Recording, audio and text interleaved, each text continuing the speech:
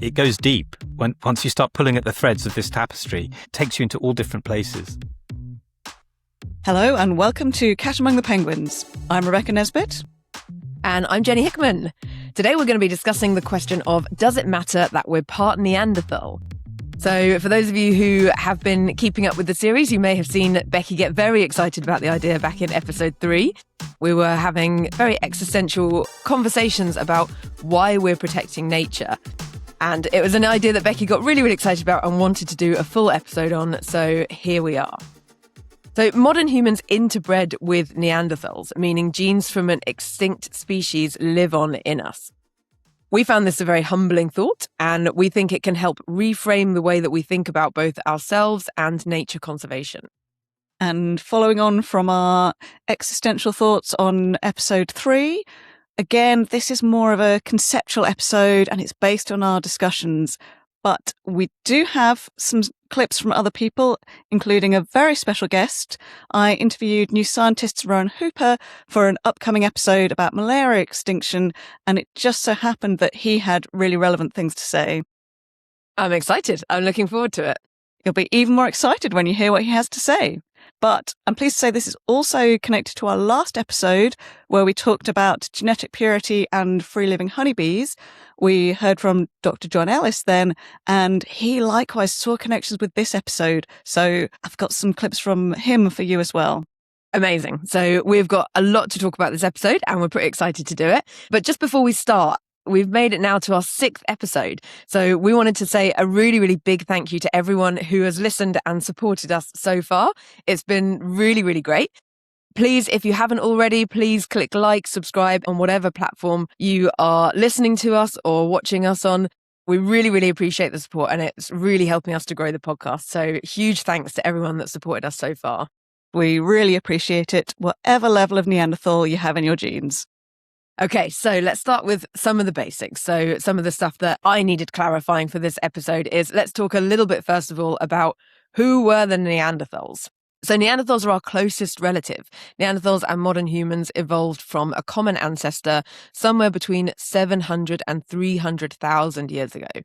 They are generally stockier than modern humans. They had shorter limbs and broader joints, and their faces were very, very distinctive. So they had very thick brow ridges, unlike our much kind of flatter faces. They never had a big population, but they did have a very wide distribution in southern Europe and Western Asia, and they went extinct around about 40,000 years ago. For much of Neanderthals' history, Homo sapiens were living in Africa, so the two species weren't encountering each other. But humans left Africa, moved into Europe and Asia, and that's when the two species started to overlap in their range.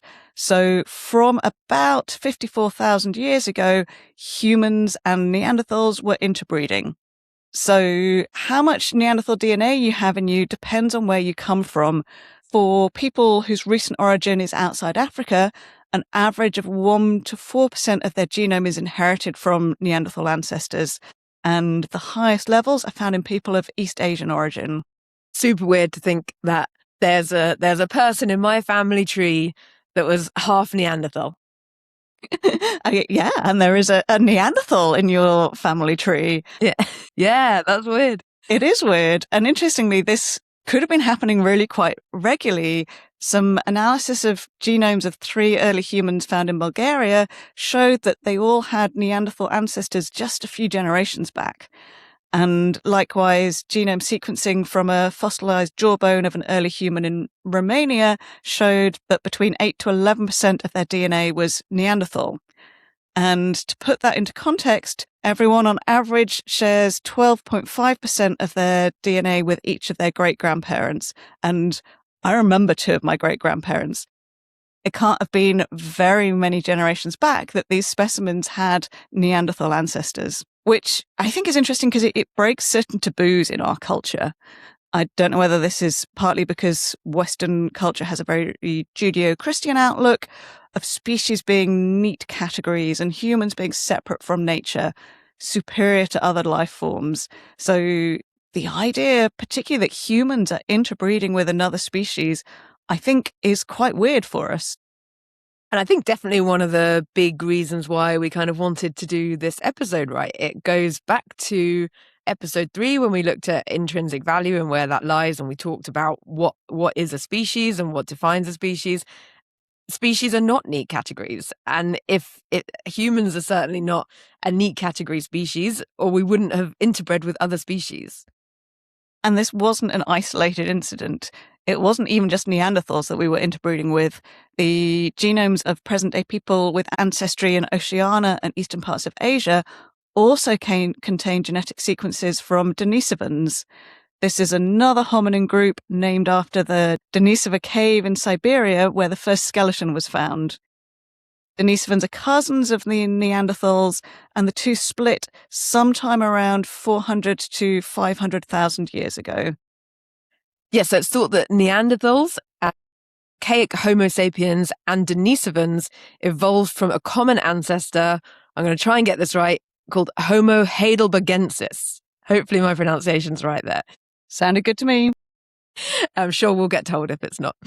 And those three species all came together in modern Homo sapiens. So this kind of gradual splitting of one common ancestor into three species shows how we wouldn't expect species to be neat categories. They didn't suddenly evolve from Homo heidelbergensis into the next species in a single generation. There's also variations within a species. So in the Denisovans, for example, there were multiple groups. So it's not just that Denisovan was one smooth species, there were different groups within that. So yeah, to get back to the question of does it even matter that we're part Neanderthal, part of that is whether or how it's impacted human evolution. So was there benefits to us breeding with these other species? Well, fortunately for us, John from episode 5 is an evolutionary biologist, and this is what he had to say.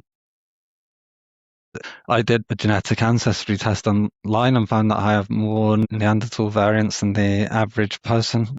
And, the fact that those variants have persisted in the human population for so long shows that you can get what you call adaptive integration. So the variants that were introduced from Neanderthals into humans have persisted, been maintained by selection. Anyone watching on YouTube will notice that John has quite red hair. And interestingly, it seems that we've got Neanderthal DNA that's related to blue eyes and blonde or red hair. And in fact, a stretch of Neanderthal DNA related to skin pigmentation and freckling is found in about 70% of Europeans. So having some Neanderthal genetics could have facilitated human adaptation to new environments. When humans spread into Europe and Asia, they will have encountered different climatic conditions, different UV exposure levels, and new pathogens. And interbreeding with Neanderthals could have helped them adapt. And it's still relevant today. If we take the example of a gene inherited from Denisovans, this helps regulate the body's response to low oxygen levels, giving Tibetans a physiological advantage in the high altitudes of the Tibetan Plateau. That's super interesting. It's a really, really cool story. And I just wanted to clarify that John mentions in his clip that these genes were maintained by selection, which is kind of the process in which specific traits are favored that will provide some kind of survival advantage rather than just kind of random genetic changes over time. But how can we know? How can we be sure that this Neanderthal DNA has been maintained by selection because it was beneficial and not just by random chance? It's a good question, but one piece of evidence is that Neanderthal DNA isn't spread evenly across the genome. There's actually some parts of the genome where Neanderthal DNA has been lost, suggesting that it's been selected against in those locations. One example is that Neanderthal DNA is pretty absent from an area on chromosome 7, which encompasses the forkhead box protein P2, and that's a gene involved in speech and language. And interestingly, the areas of the genome that have less Denisovan DNA from people in Oceania overlap with the areas lacking Neanderthal DNA in the genomes of Europeans. So that's further evidence for selection causing some of these genes from other species to be lost and others retained. Yeah, and of course, what that actually looks like in the real world, in practical terms, is that offspring will have had to die for those genes to have been lost along the way. So nature's pretty harsh, right? Yeah, nature is very, very harsh. It does also show the power of evolution, that change isn't always a bad thing. In this situation, change was good. It allowed the humans to thrive. Yeah, for sure. And I think sometimes there's a bit of a tendency to be really resistant of change in conservation, whereas actually, changing genetics allows species to adapt to new environments, new climates. So it's actually really important in times like changing climates and climate change.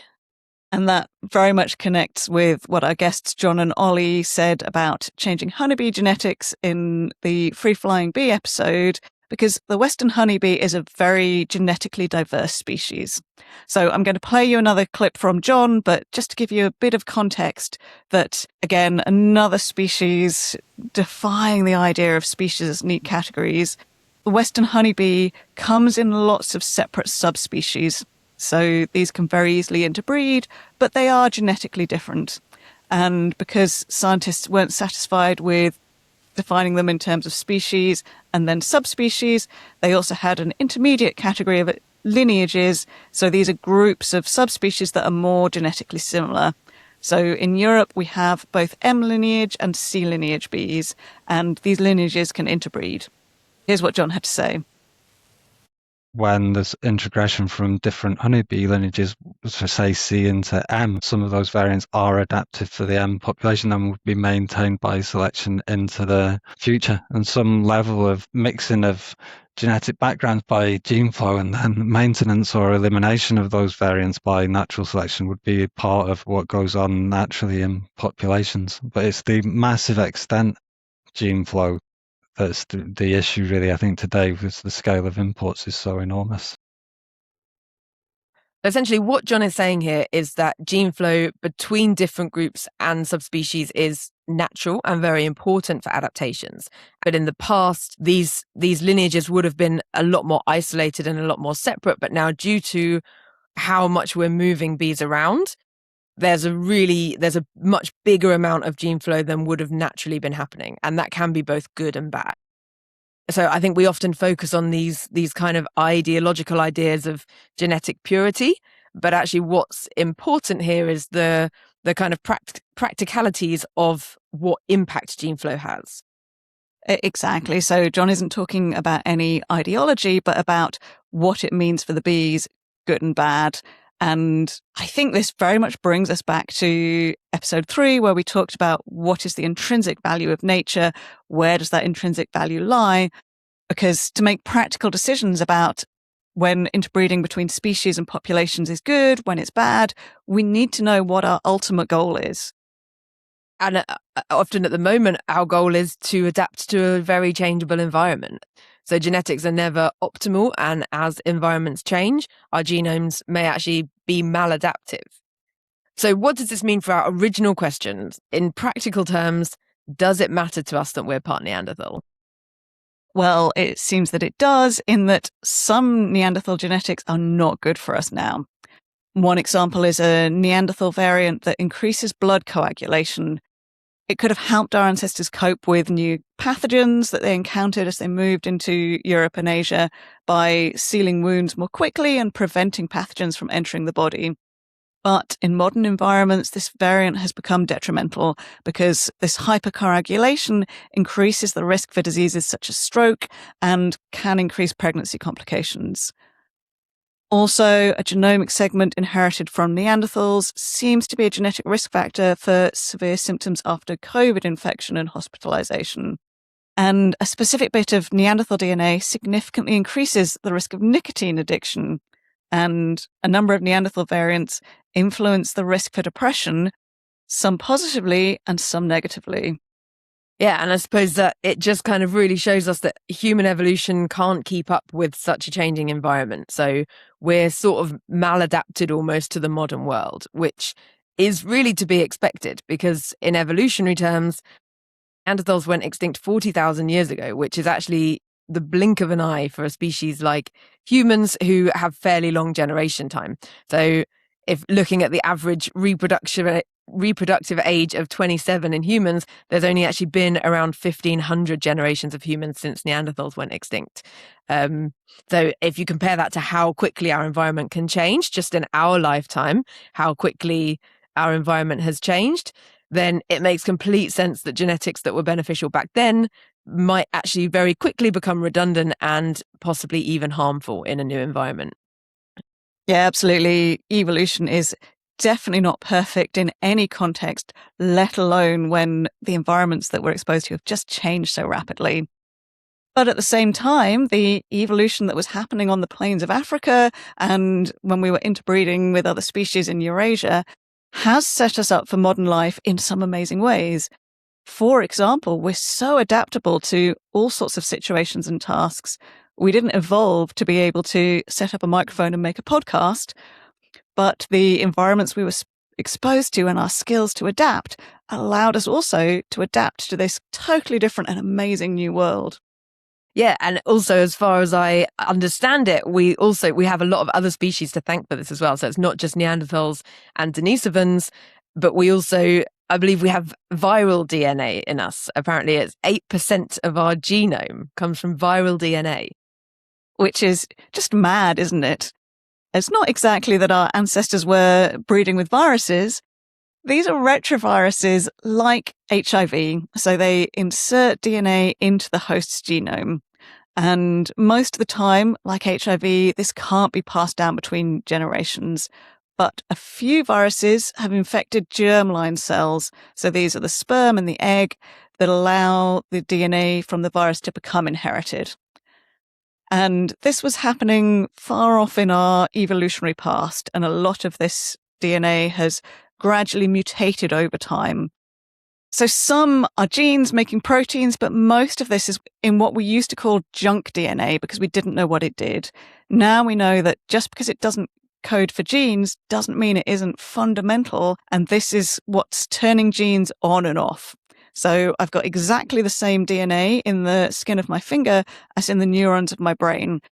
The difference between them is caused by which genes are turned on and which genes are turned off. And so it's this extra DNA that is allowing that to be possible. And we've got viruses to thank for some of that. It's so fascinating. It's so fascinating. But it's also not unique to humans. So viral DNA dates back millions of years, way before Homo sapiens, to when species we evolved from were infected with viruses. So it's also present in other animals. And it's actually this viral DNA has played a really, really crucial role in evolution. So one gene derived from a virus plays an important role in the formation of placenta. And pregnancy in mammals is dependent on this virus-derived DNA. And not even just mammals, but also some reptiles. The Maibua lizard in the Andes mountains of Colombia gives birth to live young. And this is possible because they have advanced placentas just like ours. And again, this is thanks to viruses entering their genome. And viral DNA is also involved in our immune responses against disease. But of course, like Neanderthal DNA, it's not all good.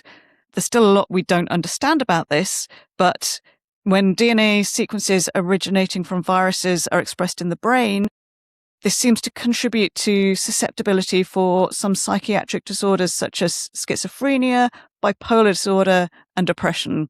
So there's still people studying the connection between viral genetic sequences and disease. There's a lot we don't know, but there seems to be very interesting connections there, and I'm sure over the coming years we'll start to unpick more of that. Yeah, it's amazing to think of that. And of all the things that you think are going to be kind of impacting your mood, you don't expect it to be virus DNA. I think there's also some really important lessons here to talk about our interconnectedness. So you said earlier that there's been this very long-standing idea of humans as this kind of superior species, so very different from and separate to the rest of nature. But this just shows us that this is not the case at all. Everything about us has kind of been shaped by this sort of mosaic of influences from species that live around us and with us and alongside us, and right down to our genetics. But it doesn't stop at our genetics. Our health and moods aren't just affected by DNA we inherited from extinct species, but also by species that live around us today. We're actually still a part of this ecosystem. We really are. And sometimes this is in very obvious ways, and it really affects my mood on a short timescale. This week, I've been watching all the bumblebees, the moths on my lavender, and it does boost your mood. Plus, of course, my health depends on so many species that make my food, the worms that impact the soil fertility, insect pollinators, fruit trees, and in my case, the yeast that makes my Marmite is very important. And inside us as well. So there's a whole ecosystem inside us. The microbes inside us affect our moods in ways that we don't notice or appreciate. So we ourselves are also an ecosystem. Our bodies can't function without our microbiome and the microorganisms that live on us, inside us, around us. All of it is symbiosis. Yeah, it's such an incredible symbiosis. And I think when I was researching for my book, Tickets for the Ark, that connection between our moods and microbes was one of the most mind-blowing things. I actually spoke to new scientist Rowan Hooper about this, and he had recently published a book, Togetherness, with the tagline, Symbiosis and the Hidden Story of Life's Greatest Collaborations. And this is what he had to say. One thing that really struck me during writing the book is that we all know about serotonin, that sort of mood chemical that is produced in our bodies that makes us feel good. But 95% of that is made by the bacteria in our bodies, not by human cells. It's made by bacterial cells. So our moods, our very mood is not just impacted, it's created by our microbiome. So, it's not just how we digest food, it's how we feel, how we think. So we're so tightly integrated with other species, and yet that's not been acknowledged at all, like on a personal level, but also on a much broader conservation level, as you say. That's so incredible. There's definitely a reason that the gut is referred to as the second brain. So I think we drastically underestimate the importance of the gut microbiome. And an unhealthy gut is now thought to be connected not only to very obvious issues such as obesity or gut and bowel issues, but even mental health conditions such as anxiety and depression, and potentially even things like asthma. So keeping these little guys happy is about so much more than we realize. I mean, is there any better conservation scheme than caring for the bacteria that live on you and in you? But this is just so different to a lot of the narratives we hear. And actually, if we think back to Darwin and the version of evolution we learnt at school, it's all about competition and survival of the fittest. But actually, natural selection has created a natural world that's full of connectedness and symbiosis. This is very much what Rowan explores in Togetherness. He explores how the natural world has been forged and sustained by small miracles of cooperation, which I think is a beautiful way of putting it. That's a really beautiful way of putting it. I love that so much. And he's right. Symbiosis was one of the big driving forces of evolution.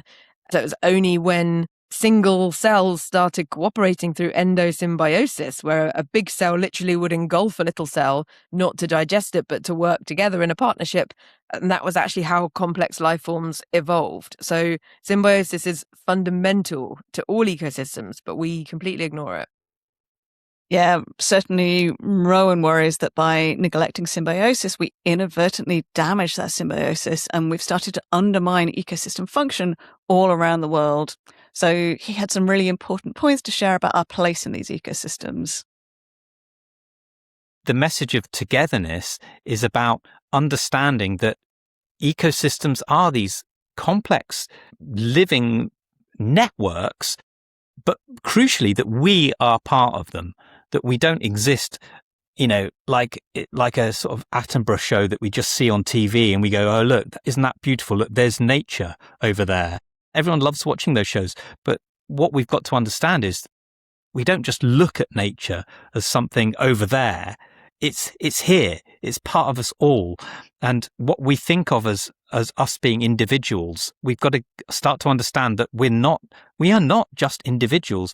We can't go out and exploit nature like we have been doing for hundreds of years. And it's been getting worse and worse in recent decades, to the point that many ecosystems have got to the point of almost to collapse. So it's about really, really redressing the balance, the idea of understanding that we are absolutely part of nature, and that's not in some hippy-dippy way. It's in a very critical way to the way the whole of our planet functions. So the book is really, at its basis, is trying to get that point over, that we are really part of nature, and we've got to turn this around as fast as we can. What Rowan says there really resonates with me. We are part of nature, and the fact that humans interbred with Neanderthals is just a reminder of how true that is. I think this has a lot of implications for conservation. We evolved as part of nature. It's not somehow unnatural for us to change other parts of nature, change the ecosystem that we are part of. Conservation often has ideas of wanting to return to a past baseline when somehow nature was superior because it hadn't been touched by human hands, humans hadn't altered it. And this viewpoint can have some very dangerous implications. I chatted to Rowan about this, and he gave an example. The whole environmental movement's really interesting. And, in the US, when the national parks were made, the great national parks, at first sight, you think, well, they're all wonderful things. But the philosophy behind them was to get rid of people, get rid of Native Americans that were living in the lands around Yellowstone and Yosemite, because the people who set up those national parks thought of wilderness as of this idea of something without humans in it, where nature could thrive without humans. But humans did live there. It was wrong to get rid of them. So again, we are all part of this, and we've got to acknowledge that and work all together with it. And that's why it's called togetherness. Yeah, this is a super, super important point. And it's only actually really recently that certain societies have started kind of viewing humans as separate from nature. And it's that view that has led to complete abuses of human rights in the name of environmental protection. It's a really, really important topic, and I know that both of us are really keen to return to this in a future episode. So my next question, we've been looking at this from the perspective of, does it matter to us that we're part Neanderthal? But I kind of want to flip it a little bit. So did it matter to Neanderthals that we bred with them? Did Homo sapiens actually cause Neanderthals to go extinct? I like your flip, and you'll probably be pleased to know we didn't. Probably lots of factors contributed to Neanderthal extinction. Their population was always small, making them vulnerable to extinction, particularly because they lived in smaller groups than humans did. Humans lived in groups of up to 150, whereas Neanderthals were living in groups of about 15. So those smaller groups themselves were very much at risk of extinction. Also, the climate was changing rapidly, and that had implications for the food supply. Humans were adaptable here because we were omnivores, we could change to more different food sources, whereas Neanderthals were more carnivorous, so they weren't able to adapt when animal populations changed. So not only did we not make them extinct, but we saved their genome. There has never been more Neanderthal DNA on Earth than there is now. We might only have very small amounts in us, but there's so many of us compared to the size of the Neanderthal population that there's never been so much. Neanderthal DNA is thriving. That's a really cool perspective, actually. That's an interesting way of looking at it, because essentially through interbreeding species, it's likely that we've actually saved this particular Neanderthal DNA. And what's funny about that is something that is very, very rarely valued in conservation. If a species were looking likely to go extinct, we could potentially save their DNA by interbreeding them with a similar species, but we actually actively resist this. We kind of fight against this. So, for example, we don't try and breed domestic cats with wild cats in order to keep the wildcat gene pool alive, even if wildcats went extinct. This brings us back to exactly where we started with this conversation about humans interbreeding with Neanderthals, because in episode 3, we were talking about it when we were discussing whether biodiversity has intrinsic value. So that's value in its own right, simply because it exists. And biodiversity includes diversity at the genetic level. So if biodiversity has intrinsic value, then genetic sequences would have intrinsic value. So that would make it a legitimate conservation strategy to save wildcat DNA by breeding them with domestic cats. We'd have saved the genes, saved the genetic sequences. But I don't think that is going to catch on as a conservation scheme, and that is another nail in the coffin for biodiversity having intrinsic value. Obviously, I could discuss this forever, but I'm not going to. So if you're interested, head to episode 3. And if you want to be part of this discussion, please leave us your comments on catamongthepenguins.com. We'd love to hear your perspectives. Very sensible not to get us spiraling into another intrinsic value debate. Oh, yes. Good sidestep. So we have covered a lot of ground this episode. It's a really complex topic, and there are a million more threads that we could pull at. But for now, I'm going to conclude that I think it does matter that we're part Neanderthal. I think it matters both on a practical level. So it does seem that it's shaped human evolution, and it still actually plays a role in shaping our health today. But it also kind of matters on a philosophical level. So it reminds us that we are actually a part of nature. We're not completely separate and completely removed in the way that we sort of tend to see ourselves as. We're actually really connected and a part of this ecosystem. And I think if we start to understand that, then it could have benefits for us as individuals, for our sense of belonging and for our mental health. And it could also benefit us on a societal level if it helps us value and protect the ecosystems that are sustaining us. And conservation has a lot to learn if we understand that it's not automatically bad for humans to change the rest of nature. So we can then embrace the fact that change can be positive and, in the current conditions, necessary. For sure, change is not only inevitable, it is, as they say, the only constant in nature. So we just have to work out how we can harness and potentially steer that change in a positive way, which ensures that we are protecting the ecosystems that we rely on. We really need to protect the ecosystems we're part of. Otherwise, we risk going the way of Neanderthal, extinct. It's quite a thought to end on, but it's all we've got time for today. Thank you very much for listening, and see you next time on Cat Among the Penguins. See you next time. Thank you very much for listening to Cat Among the Penguins. We'd love to hear your take on the issues we've discussed today. Head over to our website, catamongthepenguins.com, to see the show notes and leave us your comments. We'll be discussing these comments in the final episode of our series. To make sure you don't miss it, please click like and subscribe on your podcast platform or follow us on Instagram. Your support is greatly appreciated. Thank you. See you next week.